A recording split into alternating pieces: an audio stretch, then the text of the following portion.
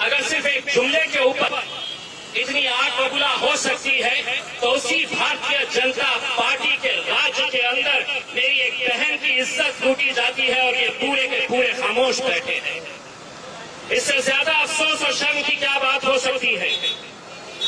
ये घटना होने के बाद सरकार किस तरह से रातों रात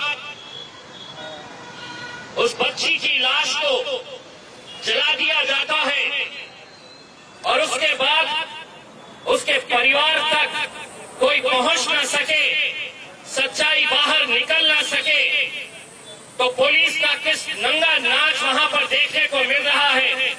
ना मीडिया वालों को वहां पर जाने की इजाजत दी जा रही है, ना कोई और वहां पर जा सकता है, बल्कि हद तो ये हो गई है कि वहां का डीएम जाकर उसके परिवार वालों को धमकाता है। दोस्तों, किस दौर के अंदर हम जी रहे हैं इस बात का हमें अंदाजा लगाना चाहिए। मैं आज भारतीय जनता पार्टी के तमाम लोगों से ये कहना चाहता हूं कि ये बलात्कार किसी एक बच्ची का हुआ है तो उसकी जात क्या है, उसका धर्म क्या है, उसका मजहब क्या है, ये मत देखो, क्योंकि बच्चियां तुम्हारे घर में भी है, बेटियां तुम्हारे घर में भी है, बेटियां हमारे घर में भी है, बहनें हमारे भी घर में है। अगर आज उसे राजनीति के चश्मे से अगर देखेंगे तो शायद कल बहुत देर हो चुकी होगी।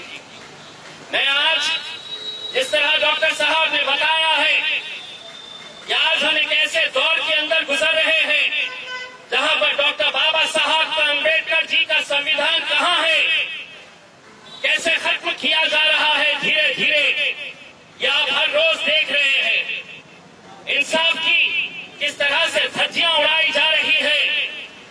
अगर आज इस मुल्क के अंदर हमारा यकीन किसी के ऊपर है तो हाँ, हमारा यकीन सीबीआई पर था, हमारा यकीन सुप्रीम कोर्ट के ऊपर है, हमारा यकीन लोकसभा के ऊपर है, पार्लियामेंट के ऊपर है। लेकिन अगर यही संस्थाएं अगर खुलेआम अगर आज कानून की, संविधान की धज्जियां उड़ाने जा रहे हैं तो ये बहुत अफसोस की, शर्म की और बहुत एक खतरे की घंटी हमको सुनाई दे रही है।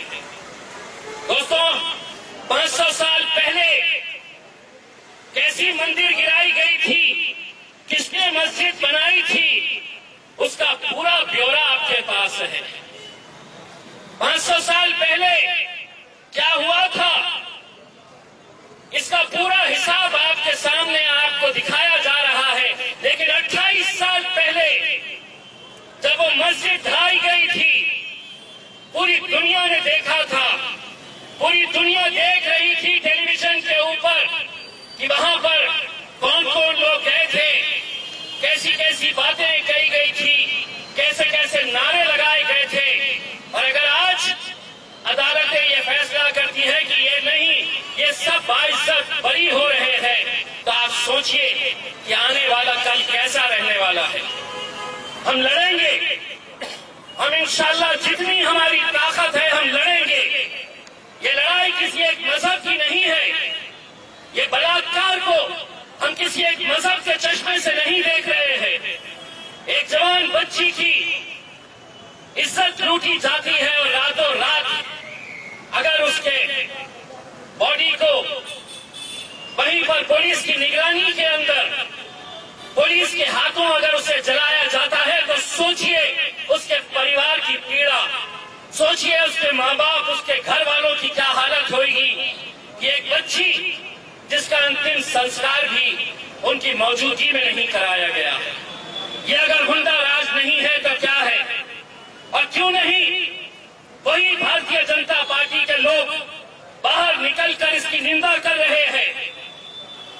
क्यों नहीं वो लोग भी इस तरह का अपना गुस्सा जता रहे हैं।